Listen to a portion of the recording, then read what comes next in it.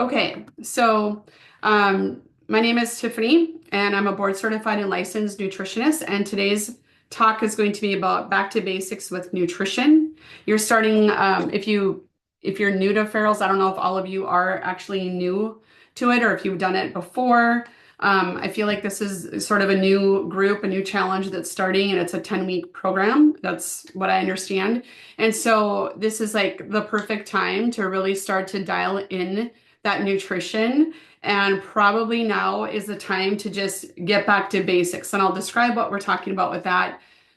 Because there's so many different kind of food rules out there, different diets, different, I don't know, like just like kind of restrictive eating. And, some person might say this and one thing worked for another, didn't maybe work for you at one point. Should you try it again? But the bottom line is we just need to fuel our bodies well. And so that's why I say we need to get back to basics, throw out all the kind of food rules, except for some of the things I'll give you today, which are pretty basic and pretty attainable and sustainable. And that is the goal, so that you can actually eat to fuel your body, help you feel and function your absolute best. So just a teeny bit background on me. Like I said, my name is Tiffany. I'm a board certified and licensed nutritionist, and I came to this space because I felt horrible. I used to do lots of intense workouts and used to do training I mean, I still do training. I still work out. I do all that stuff. But back in the day, I did that because I was trying to get that energy fix from the endorphins that you're supposed to get from working out, because I struggled with debilitating fatigue, depression, anxiety, just like numerous symptoms. I could just go on, but I won't. But then I was eventually diagnosed with thyroid cancer. And the long and short of that is that I never started feeling better, even when I went through all my treatment, all my medications, all my surgery, all my everything that came with it. And what changed it for me was getting back to the basics with my nutrition. I had to do some special things in order to get to that basics. But it was a process that was the only thing that was helping me, despite what, I was taking for my thyroid medications or whatever. So that's how I came to the space. I quit my job, went back to school so that I could do what I do now and help people like you out. And I work one-on-one with people in their practice and group programs, memberships, and that kind of thing, all with this in mind, to just really fuel the body right. So as you start your journey with your working out, if you're kind of in the beginning stages of this, and let me say too that if you have any questions while I'm talking, just go ahead and put it in the chat or just interrupt me, and I'll make sure to answer them as we're going through this process. So as you're starting this working out, even if you've worked out before, as you're starting sort of this new regimen, what I would do is just think about what your nutrition status is like. And you can probably assume that you have some deficiencies somewhere if you struggle with some of the things that are listed here. How's your energy? Do you have aches and pains? Do you have poor gut health? Do you have dry, flaky skin or get rashes like on the back of your arms? That's commonplace. Do you feel anxious? Do you feel sad and unmotivated? If you kind of look at some of those things, there could be 101 other symptoms I could put on here.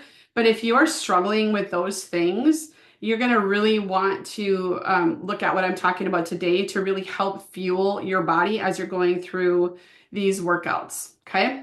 So just kind of be mindful of that. And then also, even if you like took a screenshot of this and so you could mark it down and, maybe make more than a mental note, maybe just jot it down on a piece of paper so that you can kind of check these things at the end of your challenge and just see where you're at, see where improvements are. Okay. That's kind of a good baseline, because we only think of improvements when it's on the scale. Sometimes we're only looking at the pounds dropping, or the fat decreasing and that kind of thing, which is what we want.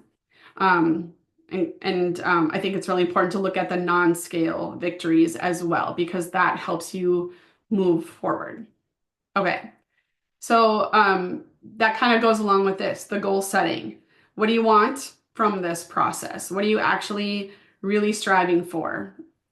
How can you get there? Will you be able to do it? Those are some of the things that, a lot of times people are like, I want to lose, 20 pounds in 5 weeks and lose 15 inches or whatever. Sometimes it's not attainable and then we set ourselves up for failure. So what I would do is sort of look at not only what your plan is for your workouts, look at your life. What's your job like? What's your spring schedule like with kids' activities or whatever it might be? Do you have any outside stressors happening? And you need to factor that in with setting your goals. And again, don't set yourself up for failure, right? Just make sure you kind of know what gets in your way and then just sort of plan to be off plan or plan to, figure out how you can avoid going off of the plan, like to the nth degree, like all or nothing thinking. We need to get rid of that and try to just deal with what's coming at us because there's always going to be something that's going to try to knock us off our game. All right, so this is that back to basics eating. What I have for you, and I'll email this out to you, is the 7-day revitalize and energize meal plan. I'm just going to mark that down.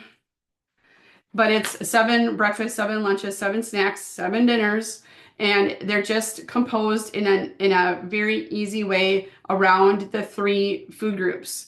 And what I mean by the 3 food groups are the macronutrients, the proteins, the fats, and the carbs. So every time you eat, I want you to think about what's my protein going to be, what's my fat going to be, and what's my carb going to be.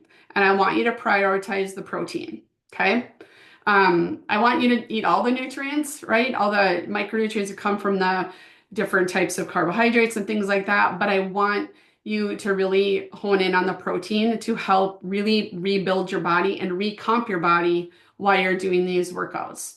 Veggie focus. I mean, if you can get in several different veggies and plants, even other plants per day, that's going to make you healthier overall. And just making sure you're getting the right ones for you. And we'll talk about that in a little bit. And then just to reiterate, like what gets in your way? Is it meal prep? Is it not knowing what to eat? Is it not knowing, what's actually, good enough protein for you? That kind of thing. Think about those things. And again, if you have those questions as we go through this, just please feel free to put them in the chat. All right, so let's talk about the actual back to basics eating. So protein, I want you to kind of have a protein forward thinking. And the reason is, and I didn't put this on here because this would take forever to get through, but protein has so many roles in our body. And the most obvious one that's applicable to you right now is that the protein you eat helps, assimilates and becomes a part of your ability to improve your muscle mass, right? And as you're improving your muscle mass, you're going to be better able to lose fat, right? So when we talk about weight loss, what we're really talking about is fat loss, right? Or recomping the body, improving your musculature and decreasing the fat stores. And that just helps you feel and function so much better. So proteins also are going to be good for your immune system, your skin, hair, and nails. Your hair is made from proteins. It's going to help with your immune system. I can't remember if I just said that. It's going to help with bone health. It's going to help you, make your brain chemicals. Mine apparently are lacking today. This is the end of a very long day of one-on-one. So sorry, I'm a little bit brain foggy right now. But proteins help to make those brain chemicals so that you're staying focused. You can reduce that brain fog. You can, just have better steady energy throughout the day, balancing your blood sugar, help your hormone production. So that is the reason for it. And like I said, I could go through tons of information on each of those things. And it is something that we need to prioritize. And I think for the women in here or the women watching this on a recording, this is something that I think women have been told. I remember being told this, like, don't worry about it. You don't want to bulk up too much. Also being told you don't need to lift weights because you don't want to bulk up and all that kind of thing. And then protein fuels that ability to build muscle. And I think we've been done a disservice by being told that protein, it really isn't that big a deal, that you get enough just eating kind of a standard American diet, and you just don't. So, those are just the teeny little bit of information about what proteins do for us. And then we have to understand that currently the recommended daily allowance is set forth by I'm not sure, the USDA, the government tells us what we need is about not even a half a gram per pound of body weight. So it turns out to be, if you're 100 pounds, that'd be about, in this formula, about 45 grams of protein. And what we know now is that that's enough to basically keep you alive. And that's what most of the nutrient recommendations are, by the way. If it says that you need, 500 milligrams of vitamin C every day or something like that, that is just to keep you from having, scurvy, things like that. So they're bare minimum, right? So in order to actually feel and function better, able to thrive, you're able to support your hormone production, muscle growth, all of that kind of thing, you need to have 1 gram per pound of ideal lean body weight. So if you are, and actually we can even give that a range. We can even say like 0.8 to 1.0 grams per pound of ideal lean body weight. So let's say that you're 150 pounds now and you want to be 120, then you would shoot for that 120 grams per day. And I would even argue that on days of heavier workouts, you could even push it a little bit more, as long as you tolerate it well and your gut health is in check, so you'll be able to digest it and process it and all that kind of thing. You're going to do better on that. Now, one caveat is if you have some kind of kidney disease, or if you have severe, like, low stomach acid where you can't, or there's something called Barrett's esophagus I've been hearing a lot lately, or working with people a lot lately, they don't have enough stomach acid to break down, the high end of the protein. So you have to, go according to your ability, listen to your body, reach out for help if you have questions on that. But that is kind of the end goal. I want you to prioritize the protein first, okay, when you're planning your meals. Any questions on information about protein? Okay. Now we talk about the next macronutrient basically is the carbohydrates, right? Carbohydrates are going to come from plants. So that's going to be veggies, fruit, it's going to be grains, nuts and seeds, anything that is a plant is going to be your carbohydrate. And then, of course, a lot of processed foods are going to have, they're very high in carbohydrates and very kind of junky carbohydrates. But what I would do to start, as you're really trying to get back to the basics of eating and just really looking at fueling your body, you want to look at your veggies, your fruits, like how many plants in a day, or I'm sorry, in a week do you eat? So think about that. And this is, I want you to kind of assess this. And you can just do it by making like little check marks or something throughout your day for a couple of days and just see where you're at. But there's studies that show that people who eat 30 different types of plants per day, I'm sorry, per week, have much better overall health in all causes, in all conditions. And so, like I said, that's not just vegetables. That's not 30 vegetables a week. That's 30 plants, veggies, fruits, nuts and seeds, grains. Having a variety of that helps your gut be more diverse, more balanced, and then you end up by having a lot better overall health and being able to kind of keep health conditions at bay, like any kind of diagnosed conditions, just by having a healthy gut because you're eating lots of produce. These things, these carbohydrates, all convert into glucose. And the problem with that now has been with the standard American diet, most people are eating highly processed carbohydrates or versions of these. I can't tell you how many times I've gone through the checkout at the grocery store with various produce where the person checking me out does not know what the item is I'm purchasing. And it's not been obscure vegetables or whatever, where people don't even know what it is. Okay. So people are so far removed from what produce is in whole food form.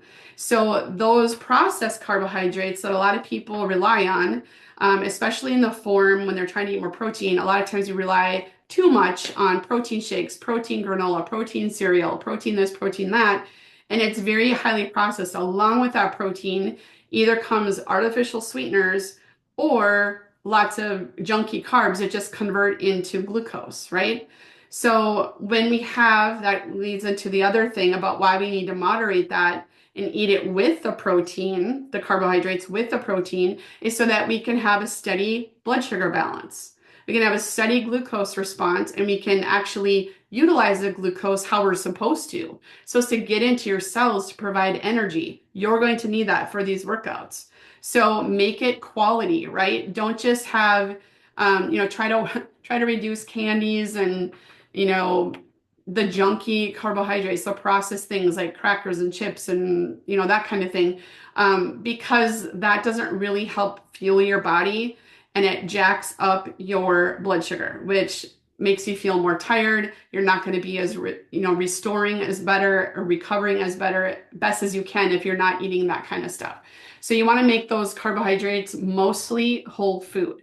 So what I'm always telling people, like it says here, start where you're at and then build from there, right? Just do what you're doing, just make it better. You don't have to do everything to the nth degree starting today, right? So let's take a look at some of these carbohydrates and just sugar. All carbohydrates, whether it is a piece of fruit or a pound of broccoli, will convert into glucose. Okay, so obviously things like the sweets, like the commercial baked goods, sodas, candies, chips, popcorn, crackers, all that kind of stuff, convert very readily, really quickly into glucose, which causes an insulin spike and then keeps you storing fat. You're not able to get into the fat stores if this is always in your system. If you are eating things like this, and we can even look at sweeteners, like more natural sweeteners that are put in things, then your glucose response, you will have a smaller glucose spike, therefore a smaller insulin spike, and you're not always dealing with insulin, then you're able to get into those fat stores if that is your goal, or if your body even needs to do that. Okay, so does anybody have questions about the carbohydrates, glucose, and that kind of thing? Okay. Um, I'm missing a slide. So after this slide is, and before this one, we want to talk about healthy fats. Okay. So you want to include healthy fats, and that's going to look like things that you'd find in nuts and seeds. Those are going to be, kind of overlapping. There's going to be some fat, some carbohydrate in those, a little bit of protein. So that's going to be combo foods. But you want to incorporate things like real butter or beef tallow or olive oil, avocados, avocado oil, things like that. And adding a variety of those helps in different ways. It helps with your brain function. It helps with absorption of fat soluble nutrients. And you want to make sure that you're incorporating those things with the proteins and the carbohydrates, right? Most people, if they're eating a more highly processed diet, they're getting a lot of the bad fats, right? The trans fats, the ones that clog the arteries. And so that is kind of the problem, again, with that standard American diet and the recommendations. And we've become kind of a society of being afraid to eat fats, even if they're healthy. We look at total number of grams of fat a lot of times, and people are kind of freaking out, but it's where do those fats come from, right? And if you are working with cardiology or something like that, then you're going to have different recommendations. So always default to what they're telling you. But I just want to say that if you are incorporating healthy fats, it's going to help with better absorption. And here's an example. So let's say you have a piece of steak and maybe you have a sweet potato that you roasted or baked or whatever. And then you, instead of putting like nothing on it and eating it dry, I mean, yes, there's going to be some fat in the steak, probably. Even if it's a lean cut, there might be a little fat in there. You could drizzle some olive oil on that sweet potato, maybe a little bit of cinnamon that can help with some blood sugar, or you could just put a little bit of butter on it. And I'm talking like, a teaspoon or two, something like that, and then season it however you want to. That's a very good way to eat fat within that meal. That vitamin A in that sweet potato, that orange and yellow kind of color in the foods indicates that that's a fat soluble vitamin, and that fat will help you absorb it so much better. And it will help slow the glucose response as well. So that's why you need to make sure you eat a balanced composition diet. And that meal plan I talked about is all sort of laid out like that. It's just a guideline. You can use it as a template and then adjust it for things that you like, adjust to your protein needs according, this is just a general meal plan, so you can adjust to the level of protein that you're looking for your goals. Okay, so ways to go ahead and reduce sugar intake, especially if you are used to eating a more highly processed diet. Just making sure that you're boosting that protein intake, increasing the fiber, and then adding a little bit of the fat. That just will naturally help reduce or even stop the sweet cravings, because you are now feeding all of those things like I was saying earlier. It's helping those brain chemicals, it's increasing your satiety. So the sweet cravings become less and less. But as soon as, this is the bad thing about it, as soon as you give yourself like a jolt of sugar, it can get the cravings right back into where it was before. It can be pretty severe for some people. So the best way to combat it without having to take supplements or medications or whatever is to really dial in that protein, and even dial it up if you feel like, whatever meal you made didn't stop the craving. Maybe try add a little bit more or a little bit more fat and see what happens with those cravings. That will help you to just be healthier as you go through this whole process and fuel your workouts much, much better. Um, then I talked a little bit about gut health. All of this stuff I'm talking about will be helpful for reducing the inflammation in your gut, which will help you absorb all those nutrients better. And then again, going back to fueling your workouts so that you get the best bang for the buck. I mean, you want to do these workouts and actually get the benefit from them rather than just struggle and suffer to, be able to do that. So, let's see here.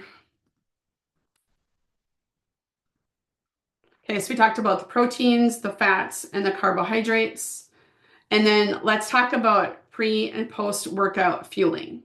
So in a perfect world, I work with a lot of people who use continuous glucose monitors, and I see the impact of different foods, stress, poor sleep, and like eating all day long. I see the impact on people's glucose and insulin levels on a daily basis. And what happens when people have that, when they're eating all the time, they have glucose dysregulation. If they're not eating kind of what I'm describing and then eating in doses throughout the day of the proteins, fats, and carbs, we are not going to have very good glucose control. And the problem with that is that it leads to prediabetes and eventually type 2 diabetes. And it can lead to a lot of those symptoms that we kind of touched on before, but insomnia, it can lead to, pain, headaches, anxiety. It can just cause so many sweet cravings, that those cravings just are always there when we have this kind of up and down eating. So that's why we need to give ourselves a nice little dose of protein, fat, and fiber or carbohydrates, like 3 times a day. And if you need snacks, or if you're working out heavily, then you need maybe a little bit more. You got to listen to your body, try it out, see how your body responds, and then adjust accordingly. So the recommendation for fueling a workout, and I know sometimes, I guess I've worked with a few people who work out super early in the morning at Farrell. So I think it's very smart to have a little bit of something that's like a quicker carbohydrate, meaning it gets into your cells a little bit quicker than others, by having a little bit of protein and an easy digestible carb. And there's some examples here, like a little bit of Greek yogurt and a banana, maybe, 1 to 3 hours before your workout. And I would say like a lighter meal or lighter snack the closer you get to the workout, right? So if you're about half an hour from your workout, make sure it's just light, like handfuls of things probably is just enough to kind of get you through, but adjust accordingly, right? Some days might feel great and other days may not feel great at all, and you're going to need more. I know that there's a lot of people, and myself included, for years I've worked out fasted, and I have thought I have felt totally fine, right? I thought I was totally fine. And my nutritionist told me, he said, you don't really eat much for carbohydrates. And I just kind of gotten in a habit of that because of my thyroid dysfunction, which actually has downregulated my thyroid over time. And he said, why don't you eat some carbohydrates before your workout? And I did, and it made a difference. I was able to, even though I felt good doing it before, it just felt better, and my recovery from it was better, right? Right after I just felt a little more energetic. Okay, so it can make a difference. You have to do what works for you and try it out. Okay, but just something small. And then post workout. So depending on the time of day, because I don't love for people to eat 6, 7, 8 times a day because of that glucose and insulin thing I was talking about. That does cause a problem for people. So if you're doing a post-workout meal or snack, a lot of times it is going to be someone's actual breakfast. And then sometimes, depending on when they work out, it might be their actual dinner. Okay, so if it is that, that would be ideal. But let's just say you're up super early, you have a little bit of a pre-workout snack, and then you had a post-workout snack, like 30 to 60 minutes after, because you're not going to be eating breakfast till, 10 o'clock or something. That is okay to do. But again, it's going to be kind of small depending on what it is, just to help your body recover quicker. Okay. So it might look like grilled chicken and a sweet potato. It might look like cottage cheese and berries if you just need a smaller amount of it. Or you could do like a protein shake with some frozen fruit and something like that to help you refuel after the workout. Does anybody have experience that where they feel better working or eating a little bit before working out versus not? Has anybody tested that out on themselves? If anybody wants to share.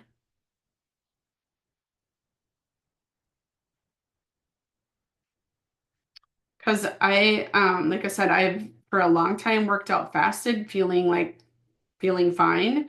Um, but I just did notice a difference, and yet it's kind of this dichotomy of okay, Jill, just 1 second. Is this dichotomy of I see the blood sugar issues in people all the time. And so eating all the time throughout the day does not help that.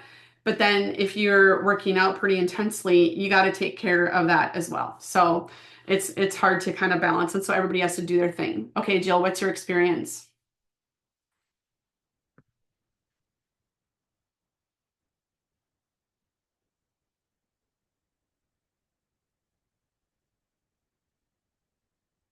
Jill, did you want to share what you were going to share?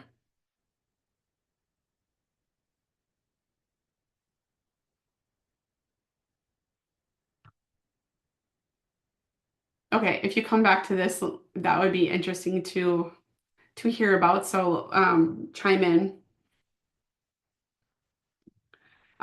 Okay, so the next thing I want to talk about is hydration. This is absolutely key.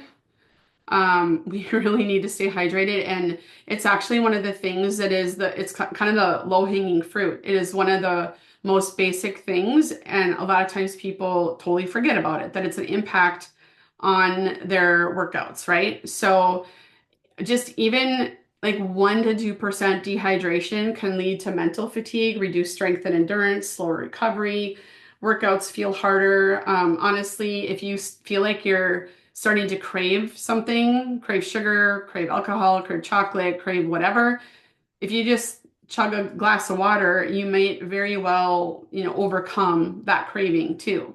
So check out the hydration and see where you're at with that. Make sure that you are definitely hydrated by starting out as a baseline, half your body weight in ounces per day. So if you're 150 pounds, you want to have 75 ounces as your baseline. So you want to add more accordingly if you've been sick, if you're exercising intensely, greater than 60 minutes, especially if it's very intense training, if you're drinking caffeine or alcohol, because they're very dehydrating. And I would recommend if you're a coffee drinker in the morning, like I am, ideally you would have like a glass of water before you dump in the coffee, right? So you'd probably have that separate. Make sure you're hydrated before you kind of dehydrate yourself with the coffee or whatever kind of caffeinated beverage. So the other things is you can do to help with your hydration is the electrolytes. And you can do actual electrolytes like Element. Um, I don't know, I think there's the other one called like IV hydration or something. I feel like I've seen that a lot of places. Or you can just go simple and you can, like in this glass of water here, there's lemon in it. You could throw some sea salt in it, like Redmond's Relight salt, or just even just straight up sea salt and just do like a couple pinches or a pinch of salt in your bottle of water. You don't have to do it all day, every day. You don't always have to add the salt every time you have a glass. You could do a little bit of, you can buy those cans of pure coconut water. They do have a lot of sugar in them just because of the coconut. But if you do just a little bit, mix it with water, just a little bit, that's full of potassium. It's got good electrolytes in it. So maybe you do that, especially on your workout days, which I think those are probably the majority of the days of the week. Maybe make sure you put some electrolytes in at least one glass or bottle of water throughout the day, because that can absolutely help your recovery, your performance, help you get your gains, get your muscle composition where you want it to be, and then also help with, flushing out toxins, flushing out when you're losing fat, and then help with flushing out any detoxification metabolites, from getting rid of excess estrogens and supporting your liver to get rid of things as you're getting healthier and healing with your nutrition. Okay, so your next steps basically is I would get kind of a baseline of your protein. Like, what are you eating now? And almost every time I hear people say, I eat enough protein. I eat meat at every meal, or I have protein all the time throughout the day. And then they do a little assessment and they find out that they're vastly under that 100-gram minimum. So what I would do is maybe you're already tracking in a food tracker or whatever, so then you probably already know, and that's great. If you don't know, I would do it for 3 to 5 days and figure out where you're at, and then work to add to your baseline goal of 100 grams minimum, and then work to improve from there. So you have to know where you're starting, right, in order to build upon it. So just do what you're doing and then make it better. And you could do that over time. The next thing I would do is do a kind of a produce assessment, find out how much produce you're getting, so how many plants you're eating in a week. And like I said, you can just, take a sticky note, make a little note in your phone or whatever. Every time you eat something, just jot down. You just can do like the finger or like the tick marks. You don't have to actually write it out if you don't want, of the different types of plants you're eating. So for example, if I make a kind of my standard go-to salad at lunchtime, I'll have mixed greens, which has like 2 or 3 different types of lettuces. I'll have some berries on it. I'll have some like pumpkin seeds on it. So there's like 5 plants right there. I'll throw some cucumbers on it if I have those. Maybe it might be some sweet potatoes left over from the night before. That's another. So that's what I want you to do. Just kind of get a baseline. And if you're only eating like 5 plants a week, you need to up your game on that, right? You need to work towards getting that 30. And that it's because we want the variety and the diversity that will help our gut be healthier, so that you can absorb everything else better and break down carbohydrates better and just feel better because you're getting your nutrient status up. And then do that hydration assessment too. Kind of the same thing. What are you actually getting? Are you drinking like 1 of these a day? And then from there, try to get 2 in a day. Try to get 3 in. Look at where you are and just keep building from there. Make it sustainable. Make it so that you'll actually do it, and don't set yourself up for failure to say, I'm going to have 5 of these a day. And then knowing you usually only get 1 in by 5 p.m., you're not going to chug 4 more the rest of the night. So just think about what it is and, make it so that it is sustainable for you. And then we haven't talked about this yet at all, but just like movement and mindfulness, just sort of when I talk about the mindfulness, just kind of take a step back and really pay attention to how you're feeling. Like listen to your body, listen to how your body's responding to the foods and kind of the ways that you're eating with the protein, with the pre-workout or the post-workout meal. Pay attention to how that feels. So that might look like having your breakfast with your proteins, fats, and carbs, and then realizing that you actually aren't hungry until lunchtime. Whereas before you were looking for snacks at 9:30, 10 o'clock. That's the kind of stuff I want you to be mindful about. Check in with yourself and then adjust your meals accordingly. The goal is to be able to eat a really nice quality breakfast so you can get to lunch without feeling like you're starving and that you want to eat anything in sight. That is a sign of dysregulated blood sugar. And then you want to have a nice, healthy, rounded meal at lunchtime so you can do the same thing. Get to your dinner time. Or if you're going to work out after work, what are you going to have before that workout to help you, have a good workout with good energy and then get you to dinner and have a really nice dinner to come out with that post-workout meal. So think about how those things make you feel. And then the last thing is movement. Okay, so you're obviously working out, you're moving around. But one of the things we do, and this includes myself, is that I've often gone through my life going, well, I did my workout today, so I don't really have to worry about doing anything else other than my job. And, I try to stand next to my desk. I have a walking pad down here too. But the thing is the small movements that we do all day um, add up to longevity and to healthy bones, healthy muscles.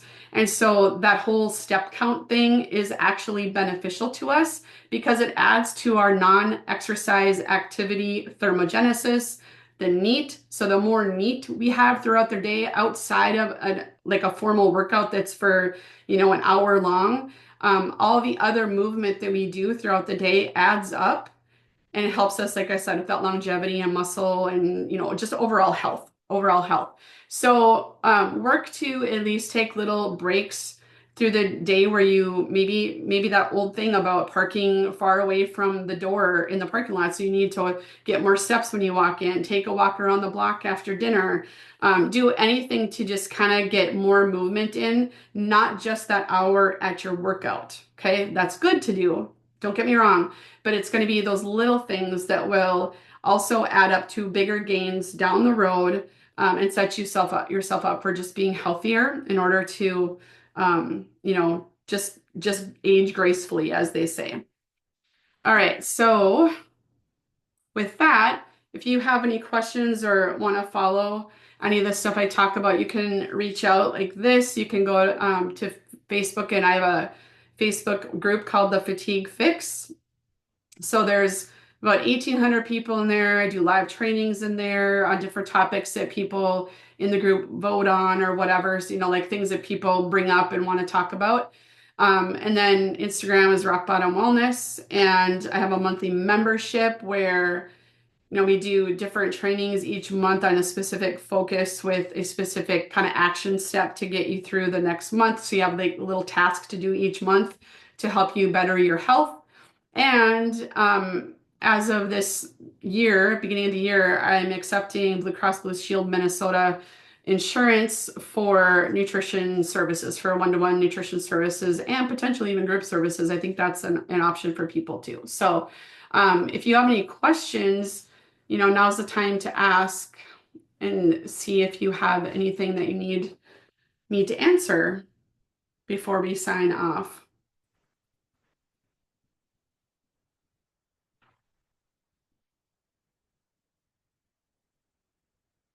Okay. Um, any comments on the pre and post workout thing? I know Jill said she had something. Are you here now to say what it might be?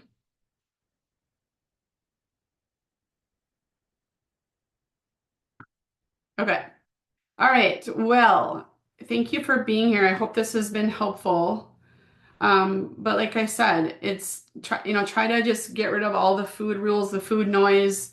All those harsh things, kind of restrictive things. You're welcome, Heather. You're welcome, Ashley. Because it is usually isn't sustainable and usually doesn't get us to our goals. Or if it does, it doesn't allow us to stay there very long with where we want to be. So just try to, make it make sense, right? And really listen to your body and work accordingly. So, all right, everybody, thank you so much for being here, and we'll probably see you around with more training. All right, take care. Bye.